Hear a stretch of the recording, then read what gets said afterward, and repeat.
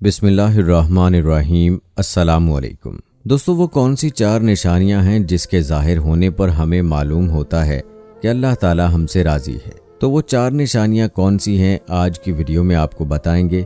इसके साथ ये भी बताएंगे कि अल्लाह ताला हमसे कब नाराज़ होता है और कब राज़ी होता है। लिहाजा हमारे साथ वीडियो के आखिर तक जुड़े रहिएगा।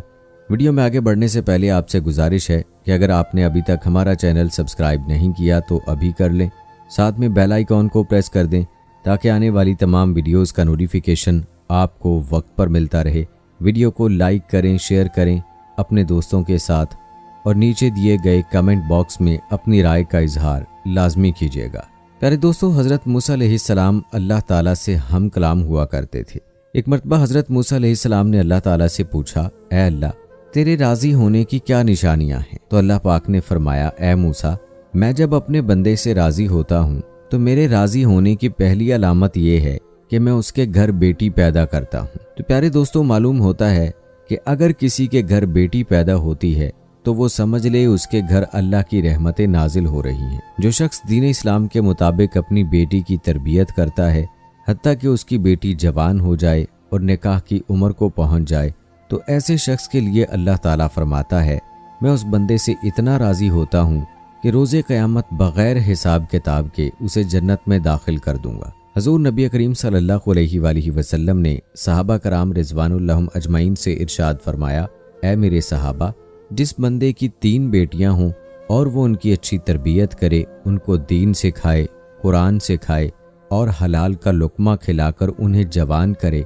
और फिर उनकी शादी भी करे, तो रोज़े महशर जहाँ हर तरफ नफसा नफसी का आलम होगा, वो 3 बेटियों का बाप और मैं इस तरह एक साथ जन्नत में दाखिल होंगे जैसी मेरी ये 2 उंगलियां आपस में मिली हुई हैं। अभी नबी करीम सल्लल्लाहु अलैहि वसल्लम बयान फरमा ही रहे थे कि एक सहाबी उठ खड़े हुए और पूछने लगे, या रसूल अल्लाह सल्लल्लाहु अलैहि वसल्लम, जिस शख्स की 3 बेटियां हैं वो तो आपके साथ जन्नत में दाखिल हो जाएगा, लेकिन जिस शख्स की 2 बेटियां हैं वो कहाँ जाएगा?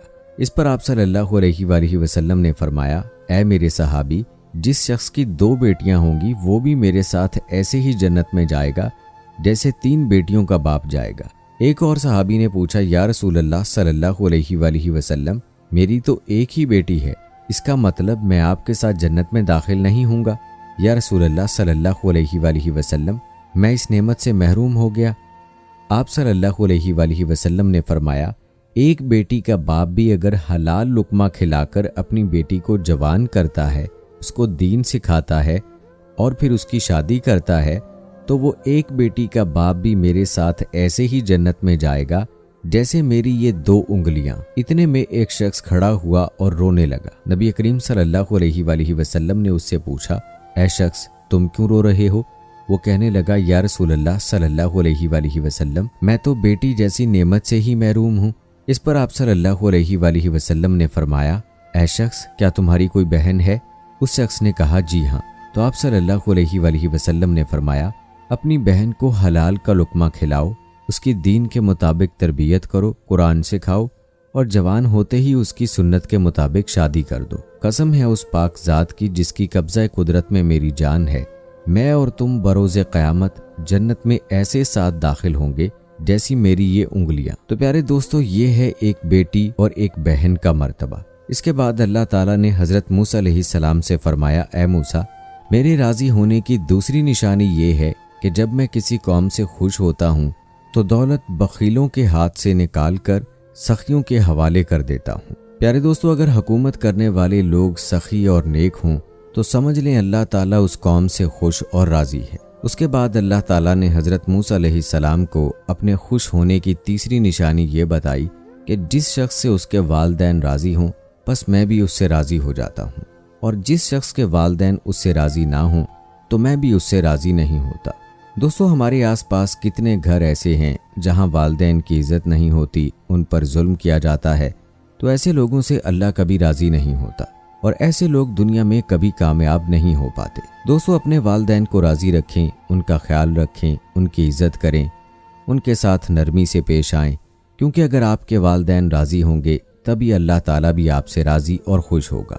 दोस्तों, अल्लाह पाक ने अपने बंदों से राज़ी और खुश होने की चौथी निशानी ये बताई کہ میں اپنے بندے سے اس وقت راضی ہوتا ہوں کہ جب سردی کا موسم آتا ہے اور رات کا دوسرا پہر ہوتا ہے، ہر کوئی اپنے گرم بستر میں سکون سے سو رہا ہوتا ہے۔ ایسے میں میرا وہ بندہ رات کے دوسرے پہر اٹھ کر ٹھنڈے پانی سے وضو کرتا ہے اور میرے سامنے سجدہ کرتا ہے، میری عبادت کرتا ہے، تو میں اس وقت اپنے اس بندے سے بہت خوش ہوتا ہوں اور ہمیشہ اس سے راضی رہتا ہوں۔ حدیث میں آتا ہے کہ اللہ تعالیٰ جب اپنے بندے سے خوش ہوتا ہے تو جبرائیل علیہ السلام کو آواز دیتا ہے، اس کے بعد آسمان میں زلزلہ آ جاتا ہے اور سب فرشتے بے ہوش ہو جاتے ہیں، اور پھر اللہ تعالیٰ کے حکم سے تمام فرشتے ہوش میں آتے ہیں، اور سب سے پہلے حضرت جبرائیل علیہ السلام کو اجازت ہوتی ہے۔ وہ فرماتے ہیں، ہمارے رب نے کیا فرمایا ہے؟ جواب میں جبرائیل علیہ السلام خود ہی فرماتے ہیں، اللہ تعالیٰ نے جو بھی فرمایا ہوگا حق ہی فرمایا ہوگا۔ پھر اللہ تعالیٰ حضرت جبرائیل علیہ السلام سے فرماتے ہیں، اے جبرائیل، میں نے اس بندے کو اپنا محبوب بنا لیا ہے، تم بھی اسے اپنا محبوب بنا لو۔ حضرت جبرائیل علیہ السلام بھی اس بندے سے محبت کرنے لگتے ہیں۔ پھر حضرت جبرائیل علیہ السلام کو حکم ہوتا ہے کہ تمام فرشتوں کو یہ خبر دے دو۔ اس طرح ساتوں آسمان کے فرشتے اس بندے سے محبت کرنے لگتے ہیں۔ اس کے بعد ایک فرشتہ دنیا میں تشریف لاتا ہے اور اعلان کرتا ہے، اے لوگو، فلاں شخص اللہ تعالیٰ کا محبوب ہے، اور جبرائیل علیہ السلام اس سے محبت کرتے ہیں۔ آسمان کی تمام نوری مخلوق اس سے محبت کرتی ہے، لہٰذا تم سب بھی اس سے محبت کرو۔ اور پھر اس طرح اللہ تعالیٰ دنیا والوں کے دلوں میں اس بندے کے لیے محبت پیدا کر دیتے ہیں۔ دوستو، کچھ لوگ یہ سمجھتے ہیں کہ جن لوگوں کو اللہ تعالیٰ نے بہت ساری دولت اور رزق سے نوازا ہوتا ہے، جن کے پاس بڑے گھر اور گاڑیاں ہوتی ہیں، ان سے اللہ تعالیٰ بہت خوش ہوتا ہے۔